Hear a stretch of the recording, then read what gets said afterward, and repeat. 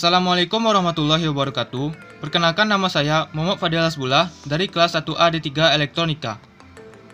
Pada kesempatan kali ini, saya akan menyampaikan materi tentang aplikasi nilai-nilai Pancasila pada kehidupan sehari-hari dalam menghadapi pandemi COVID-19.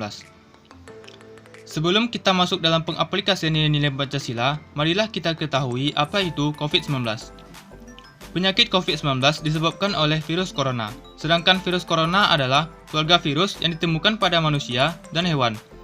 Sebagian virusnya dapat menginfeksi manusia serta menyebabkan berbagai penyakit, mulai dari penyakit-penyakit umum seperti flu hingga penyakit-penyakit yang lebih fatal seperti MERS dan SARS.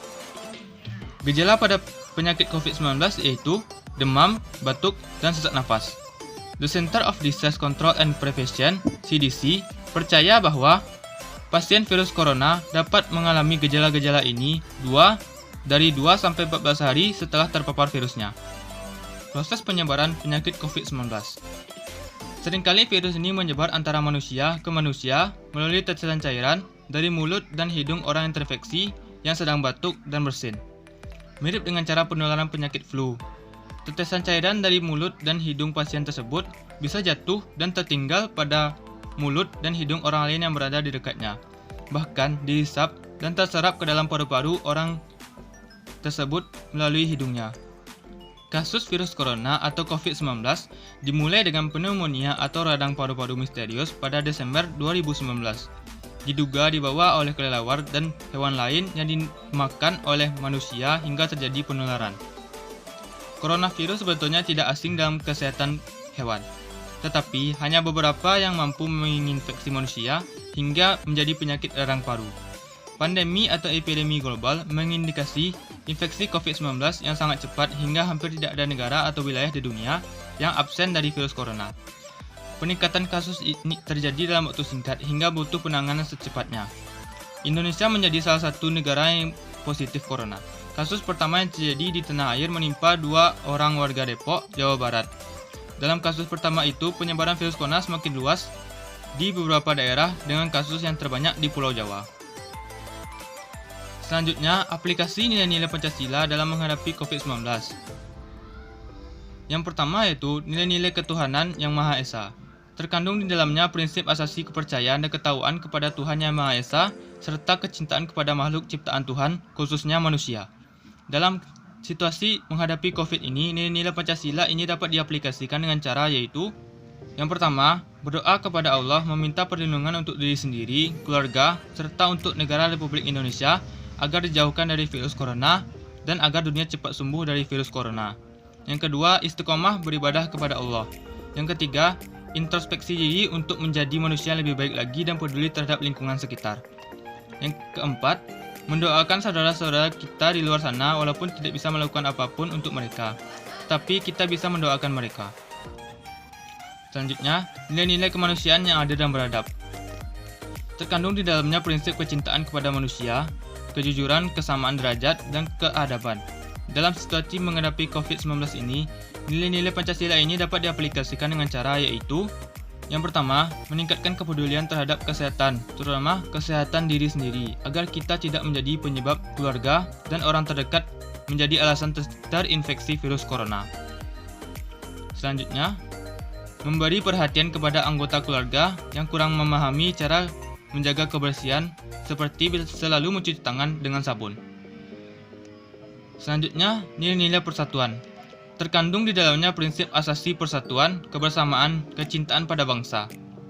Dapat diaplikasikan dengan cara sebagai berikut: mematuhi anjuran atau aturan pemerintah yang melarang kita untuk keluar rumah, maka tetap di rumah agar penyebaran virus corona tidak semakin meluas. Sebagai bentuk dari kecintaan terhadap bangsa, karena warga negara yang cinta negara mematuhi aturan pemerintah adalah hal yang tepat kita lakukan. Bersama-sama dalam melawan virus corona ini, yaitu dengan cara menjaga jarak dari orang-orang sekitar. Selama masa karantina di rumah, lakukan kegiatan positif seperti mengerjakan tugas kuliah, belajar, dan lain sebagainya. Selanjutnya, nilai-nilai kerakyatan yang dipimpin oleh hikmat kebijaksanaan dalam permusyawaratan perwakilan. Terkandung di dalamnya prinsip asasi kerakyatan, musyawarah, mufakat, dan demokrasi. Dalam situasi menghadapi COVID-19 ini, Nilai-nilai Pancasila ini dapat diaplikasikan dengan cara yaitu mendukung upaya pemerintah dalam menghadapi virus corona seperti memakai masker jika keluar rumah agar mengurangi potensi terinfeksi virus corona. Keluar rumah hanya untuk hal-hal penting saja dan terdesak. Selanjutnya, nilai-nilai keadilan sosial bagi seluruh rakyat Indonesia. Terkandung di dalamnya prinsip asasi keadilan sosial dan kesejahteraan lahir batin, kekeluargaan, dan kegotong royongan. Dalam situasi menghadapi COVID-19 ini, nilai-nilai Pancasila dapat diaplikasi dengan cara yaitu selama krisis virus corona, saya dan kita semua harus menahan keinginan untuk pergi keluar rumah dengan alasan pergi bersama teman-teman atau kegiatan yang tidak penting lainnya. Pemerintah telah mengeluarkan himbauan agar kita tetap di rumah, jadi siapapun kita, selama kita ini adalah bagian dari NKRI, maka kita harus menaati anjuran, himbauan, dan aturan pemerintah. COVID-19 ini harus kita hadapi bersama-sama dan menghilangkan ego masing-masing agar kita bisa menghadapi situasi sulit ini. Tetap jaga diri, menjaga kesehatan, dan tidak panik berlebihan. Yang ketiga, hal-hal apa yang bisa dilakukan untuk mencegah penularan pandemi ini? Untuk diri sendiri. Sebagai pribadi yang penting akan kesehatan, seharusnya kita menanamkan pada diri sendiri untuk mengikuti arahan dari pemerintah, di mana pemerintah juga berkoordinasi dengan ahli di bidangnya, yaitu dokter. Di mana kita harus melakukan social distancing dan menghindari kerumunan untuk memutuskan rantai penyebaran virus ini. Selain itu, penting juga untuk kita menggali informasi update tentang virus corona dan perlu untuk mengingatkan orang-orang terdekat.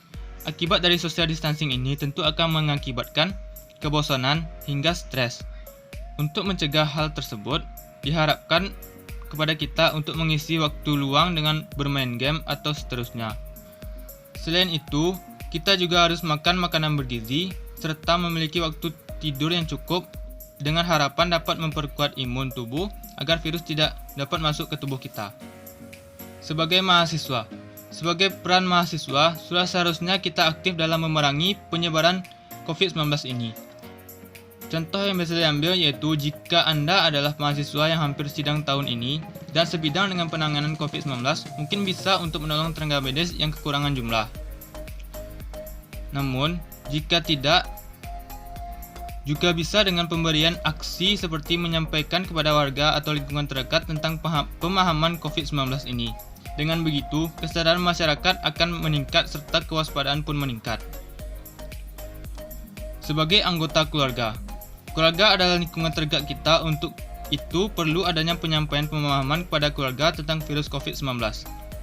Selain itu, lingkungan keluarga juga bertanggung jawab untuk menyediakan makanan yang bergizi agar kebutuhan gizi anggota keluarga dapat tercukupi dan meningkatkan sistem kekebalan tubuh.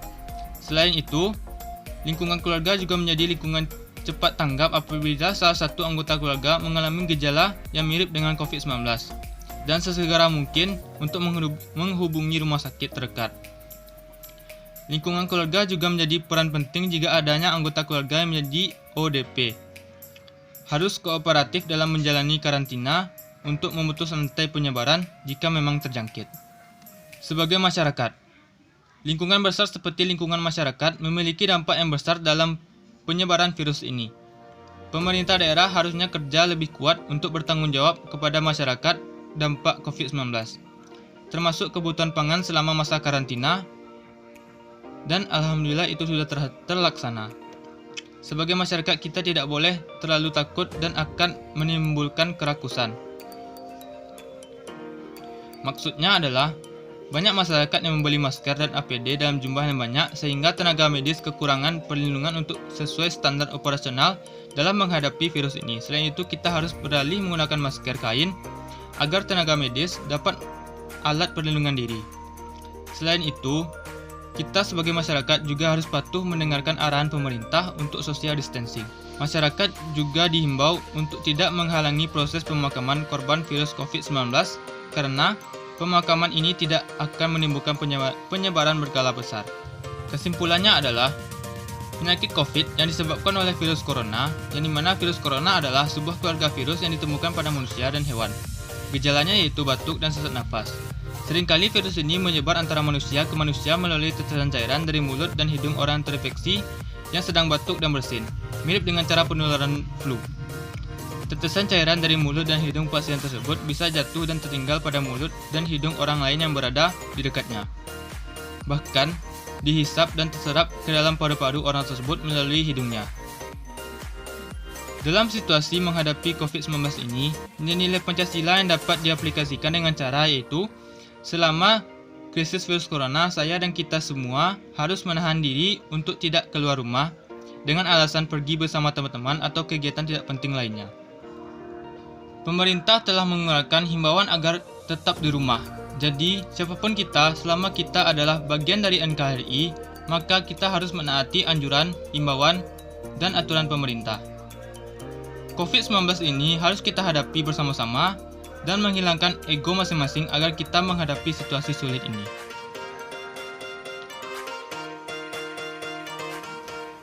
Materi selanjutnya adalah identitas nasional. Pengertian identitas nasional pada hakikatnya adalah manifestasi nilai-nilai budaya yang tumbuh dan berkembang dalam aspek kehidupan suatu bangsa dengan ciri-ciri khas. Dan dengan ciri-ciri khas tadi, suatu bangsa berbeda dengan bangsa lain dalam kehidupannya. Identitas yang berasal dari kata identity yang berarti ciri-ciri, tanda-tanda, atau jati diri yang melekat pada seseorang atau suatu yang membedakan dengan yang lain.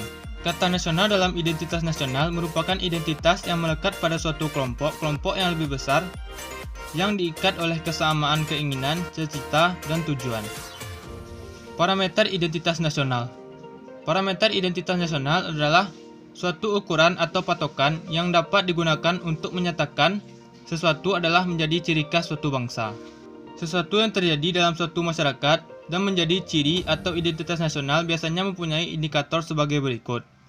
Yang pertama, identitas nasional menggambarkan pola perilaku yang terwujud melalui aktivitas masyarakat sehari-hari.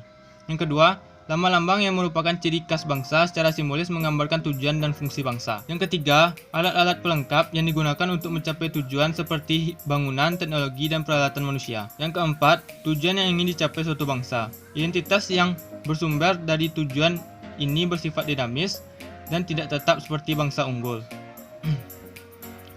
Unsur-unsur pembentuk identitas nasional Indonesia berdasarkan ukuran parameter sosiologi adalah: yang pertama, suku bangsa.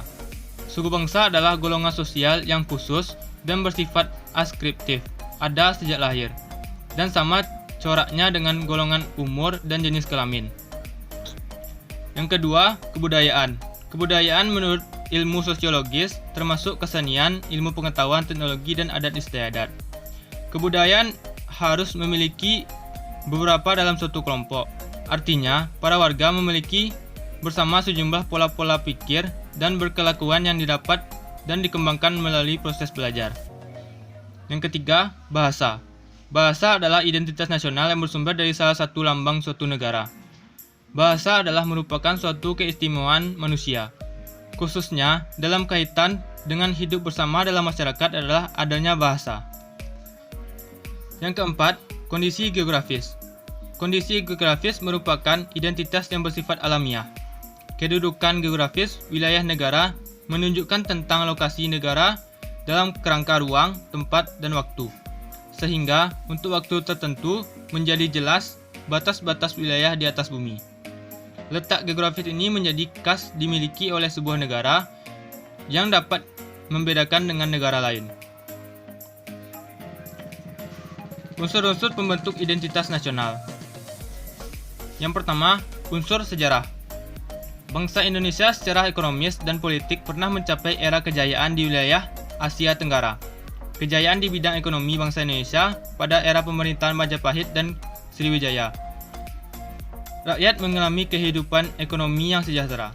Sedangkan dalam bidang politik memiliki kekuasaan negara hingga seluruh wilayah Nusantara yang meliputi wilayah jajahan Belanda, sekarang NKRI, hingga wilayah negara Filipina, Singapura, Malaysia, bahkan sebagian wilayah Thailand. Namun, kejayaan ini mengalami keruntuhan akibat menghilangnya jiwa kebersamaan di antara bangsa dalam memerintah kerajaan Majapahit dan Sriwijaya tersebut. Yang kedua, kebudayaan. Aspek kebudayaan menjadi unsur pembentuk identitas nasional meliputi 3 unsur, yaitu yang pertama, akal budi. Akal budi adalah sikap dan perilaku yang dimiliki oleh bangsa Indonesia dalam interaksi antara sesama maupun antara pemimpin dengan staf, anak dengan orang tua, atau sebaliknya. Bentuk sikap dan perilaku sebagaimana yang disebutkan di atas adalah hormat menghormati antara sesama, sopan santun dalam bersikap dan bertutur kata, dan hormat kepada orang tua. Peradaban. Peradaban menjadi identitas nasional bangsa Indonesia adalah dapat dilihat dari beberapa aspek meliputi aspek ideologi, politik, ekonomi, sosial, dan HAM-KAM. Identitas nasional dalam masing-masing aspek yang dimaksud adalah ideologi adalah sila pada Pancasila, politik adalah demokrasi langsung dalam pemilu langsung presiden dan wakil presiden serta kepala tingkat 1 dan tingkat 2 kabupaten atau kota. 3. Ekonomi adalah usaha kecil dan koperasi. 4. Sosial adalah semangat gotong royong, sikap ramah tamah, murah senyum, dan setia kawan. Dan kelima, HAM-KAM adalah sistem keamanan lingkungan, sistem perang gerilya, dan teknologi kentongan dalam memberi informasi, bahasa, dan sebagainya. Pengetahuan. Pengetahuan yang menjadi unsur pembentukan identitas nasional meliputi prestasi anak bangsa dalam bidang olahraga bulu tangkis dunia, karya anak bangsa dalam bidang teknologi pesawat terbang, yaitu pembuatan pesawat CN-235 di IPTN Bandung, Jawa Barat. Karya anak bangsa dalam bidang teknologi kapal laut, yaitu pembuatan kapal laut pinisi, dan prestasi anak bangsa dalam menjuarai lomba olimpiade fisika dan kimia, dan sebagainya. Budaya unggul. Budaya unggul adalah semangat dan kultur kita untuk mencapai kemajuan dengan cara kita harus bisa, kita harus berbuat baik, kita dan orang lain bisa. Mengapa kita tidak bisa? Dalam UUD 1945, bangsa Indonesia berjuang dan mengembangkan dirinya sebagai bangsa yang merdeka, berdaulat, bersatu, maju dan makmur, serta adil dan atau berkesejahteraan. Suku bangsa. Identitas nasional dalam aspek suku bangsa adalah adanya suku bangsa yang majemuk. Majemuk atau aneka ragam suku bangsa dimaksud adalah terlihat dari jumlah suku bangsa lebih dari 300 suku bangsa dengan bahasa dan dialog yang berbeda-beda. Agama. Identitas nasional dalam aspek agama adalah masyarakat agamis yang memiliki hubungan antar umat sesama dan antar umat beragama yang rukun. Di samping itu, menurut UU nomor 16 tahun 1969, negara Indonesia mengakui multi agama yang dianut oleh bangsa yaitu Islam, Katolik, Kristen, Hindu, Buddha, dan Konghucu.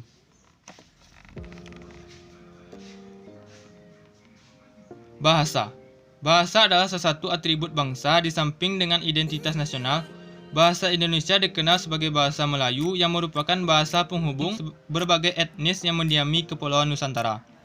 Bahasa Melayu ini pada tahun 1928 ditetapkan oleh pemuda dari berbagai suku bangsa Indonesia dalam peristiwa Sumpah Pemuda sebagai bahasa Persatuan Bangsa Indonesia.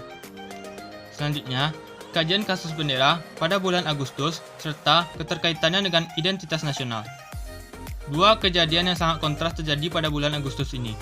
Kejadian yang pertama yang paling memilukan terjadi di Bandung saat beberapa mahasiswa melakukan happening art yang ditandai dengan pembakaran sang saka merah putih, bendera yang menjadi lambang kebanggaan Indonesia, yang mana di sisi lain beberapa hari setelah pembakaran bendera merah putih di Bandung, putra Pangelangan Taufik Hidayat mengibarkan sang saka merah putih di puncak tiang Olimpiade Athena, Yunani. Kejadian ini merupakan kejadian yang dapat mengangkat harkat dan martabat bangsa di mata dunia. Kedua kejadian ini sungguh sangat kontras terjadi antara pembakaran bendera di Bandung dengan momen yang ditorehkan oleh putra Bandung di Athena, Taufik Hidayat. Kedua kejadian ini sungguh sangat kontras terjadi antara pembakaran bendera di Bandung dengan momen yang ditorehkan oleh putra Bandung di Athena, Taufik Hidayat. Kedua kejadian ini memang bisa membuat kita meneteskan air mata, tetapi dengan air mata yang berbeda. Yang pertama, menangis pilu karena sedih melihat bendera dibakar oleh anak bangsa sendiri. Yang kedua, tangis haru karena kebanggaan yang luar biasa. Keterkaitan kasus dengan identitas nasional. Kejadian pertama, di mana pembakaran bendera merah putih sangat tidak sesuai dengan parameter identitas nasional yakni lambang-lambang negara yang merupakan ciri khas bangsa yang secara simbolis menggambarkan tujuan dan fungsi bangsa. Dan kejadian yang kedua yakni pengibaran bendera merah putih pada tiang Olimpiade di Athena oleh putra bangsa sangat sesuai dengan parameter identitas nasional, yakni tercapainya tujuan yang ingin dicapai bangsa, yaitu menuai prestasi di kancah internasional oleh putra bangsa Taufik Hidayat. Baiklah, sekian penyampaian materi dari saya. Apabila ada salah kata, mohon dimaafkan. Wabillahi taufik wal hidayah. Wassalamualaikum warahmatullahi wabarakatuh.